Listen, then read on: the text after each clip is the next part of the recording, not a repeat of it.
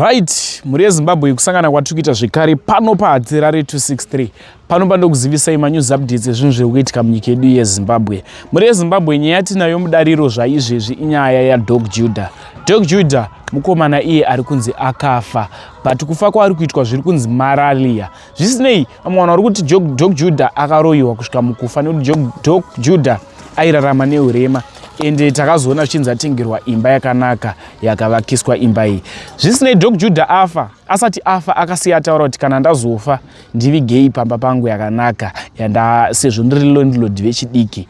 Asi hama dzasara dziri panyika dziri kuti Dog Judah haafanire kuvigirwa ipapo chero aiziya kuti akuda kufa, asi kufanira kuvigirwa ipapo. Zvana kuita munguva inoida kusiyai muchiona video, pedza una video tozvaonofika kucomment section. Dog Judah ovigirwa kupi? Much love. Hello, Mam Kasei, my Judah. Hello. Hello, Mam Kasei. Hello, I'm Komasan. Hello. Hello. Nikatarona, my Judah.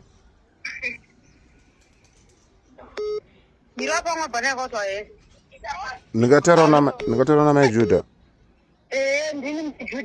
Ah, yes, my dog. Mam Kasei. Ndamuka mwanangu. Bere yao ndirini naye my dog Judah. Vari kuronga zvinhu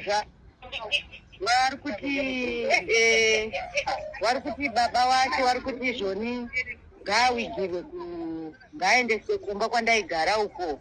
Asi Dog Judah aitaura kuti inini landlord wechidiki ndiri chifadaya ndiri pamba pangu, saka ndoda ndikafa mama ndinowigirwa pamba pangu mukipi mangu, ndichiona imba yangu ichiwakwa ndakarara mukipi mangu.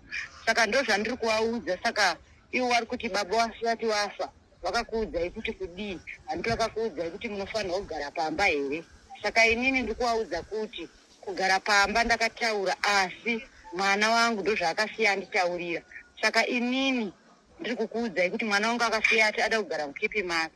Saka mwana wangu ini ndaikumbirwa hangu kuti mumuradzikire muno mukipi make maakataura asati afa. Mukamuona achigadzira vhidhiyo rake ari muchipatara achikubatsira. Saka inini ndo nyaya ndiri kutaura, inini ndiri kurwadziwa.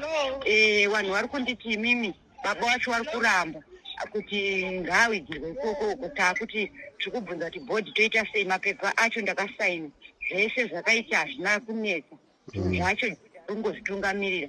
Pazviri kuda kunetsa ndepekunzi iwewe baba wakakuti chii, saka iwewe mwana taakunotakura, tatakura mwana ouya. Inini wanotakura mwana wombouya naye pano pamba pake, wombogara naye pano pamba pake, nekuti inini mwana wangu anogirwa pano. Inini ndo chikumbiro chandiri kukumbira. Mwana wangu paakandiratidza ndo paanoenda, ndo chichemo chandinacho mustendi yake, ndichigara ndichimuona mwana wangu mustendi make.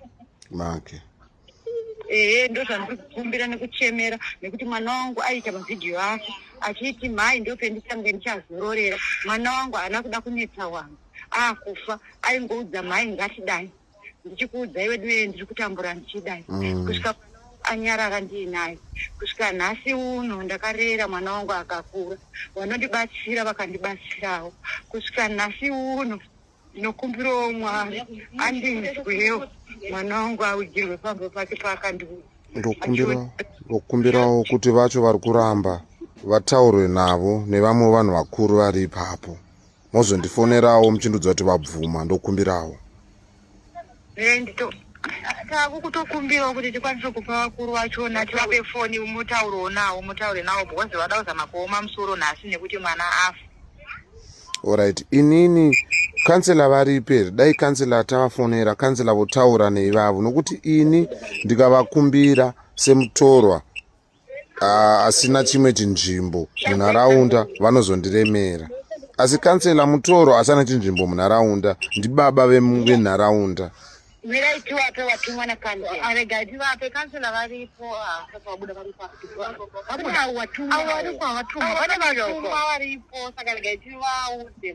Vataure nevari kuramba, vasaramba.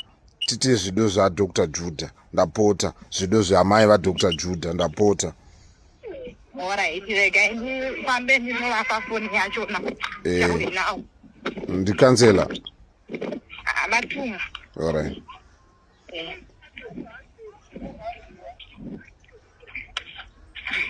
tori zvenyu kumhanya nefoni.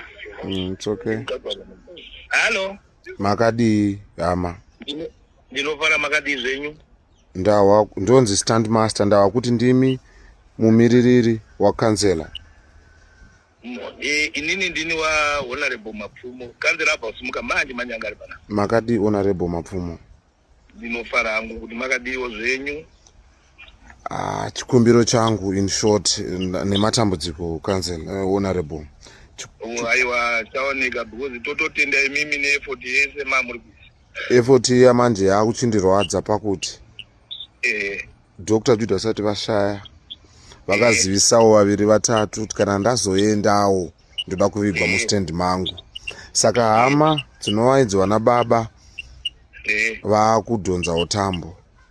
Dai zvaita imiwo samahonorable mavakumikidza mavakumbira kuti tikazitawo shuviro dzemwana ovigirwa mustand make, nokuti ini vanhu vose vari kufona left right and center toda kuziva kuti vachavigirwepi, transport yakamira sei. Handina chandikwanisa kuvaudza izvezvi nokuti pachiri kuita makakatana.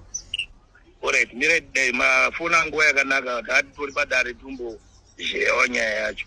Ndigai makurukota ari panapa. Handiti wari kutozviziva zvamunotaura. Ndakaisa palauda. Zvakanaka honorable, zvakanaka. Machinda. Uyai kunofambai. Nyaya yacho achikurukura panapa yakuzhewa panapa. Fambai zvamachinda munhu ari pafoni. Ndara sana. Yes honorable. Right, nyaya iri panapa yanga wachibvunza tamboikurukura tikazheya handitika. Wongo honorable. Ichiti sisu pane here umwe akamboudzwawo kana naJudha kuti ndingada kuzodai paupenyu hwangu. Saka tari chingoona mai wacho. Saka imimi kana muri utaumbo taura yenyu zvakakuudzai vanhu vari kuzwa. Mai vaDr. Judah vakaudzwa naDr. Judah nini mai mazuva ekutanga pano ndo pamusha pangu chero ndikazonzi ndafa pano ndo pamusha pangu mondigira pano tikatoseka. Munguva inotifambei tambozoshanya futi nyaya yavangonopfuurawo nezvayo tikaseka zvakare. So tadi taitawo shuviro dzemwana, maonero angu mafungiro angu, imiwo semakurukota, imiwo sanasoro jena muchinokumbirisawo kuti bhati mwana akasiya ataurirawo mai vake kuti kana ndazoshaya gunenge ruviri chaiko, kana ndokumbirawo ndizovigirwa pano. Aiwa mashoko enyu ari kuzika.